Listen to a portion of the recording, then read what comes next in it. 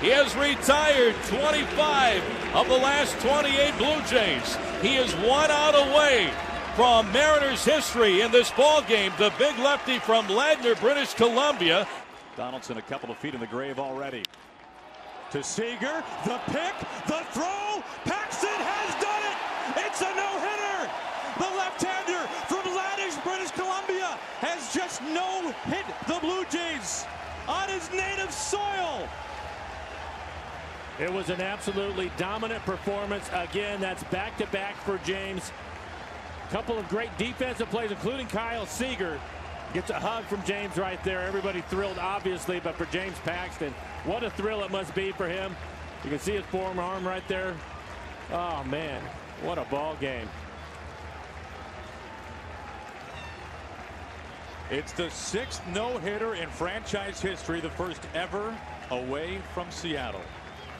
And he had it all working today. You saw his fastball topped out at 100 in the 9th inning as he was approaching 100 pitches. Very good curveball tonight. Mixed his slider in some, but it was basically his fastball at the top of the strike zone. You can see Mike Zunino, even in the 9th inning, challenging hitters with that great fastball. All the targets at the top of the zone, and he continued to hit it time after time after time as Ryan Healy hands him the baseball. Well, Mike, we thought there'd be no way for Paxton to top his last start. Yeah, 16 strikeouts in his last outing, and we saw it here tonight. You have to just be thrilled for him. Well, James, this is certainly a big accomplishment, but we saw the crowd here giving you a standing ovation. Does it add a little something to it knowing that you did it in Canada? It's very special, you know. I mean, of all places, to do it in Toronto, that's pretty amazing. And, you know, the fans were great. They were giving me some trouble in, like, the 7th inning, but then once I got past that,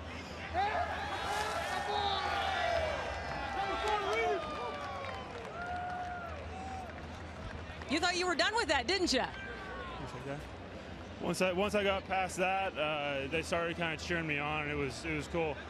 I mean, what a defense tonight. I mean, that was amazing. Those guys were making every play, and I mean, I made some good pitches, got lucky a bunch of times. You know, it was our night.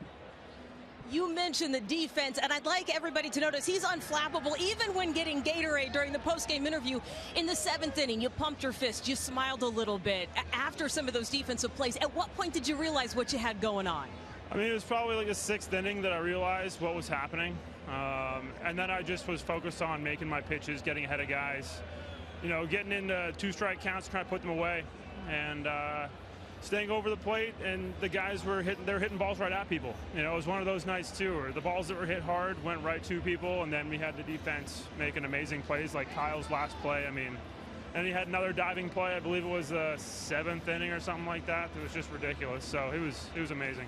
Lastly, in what way does this build on what we've seen from you in the last couple of outings? Yeah, for me, it's really just an approach. You know, really trying to force contact, you know, trying to challenge guys with my stuff instead of trying to be so perfect and pick at the corners. It's Greg Anderson with Joe Girardi. Hall of Famer Pedro Martinez. It was fun to watch during the broadcast. We were dipping in to kind of get you up to speed with what Paxton was doing. He didn't throw 100 pitches. He threw 99 pitches, didn't strike out the world, but the velocity, he had 100 miles an hour in his second to last pitch. Yeah, you know, the great ones, the aces, always have something left in the tank when they get to the 8th and the 9th inning, and that's what you saw with him.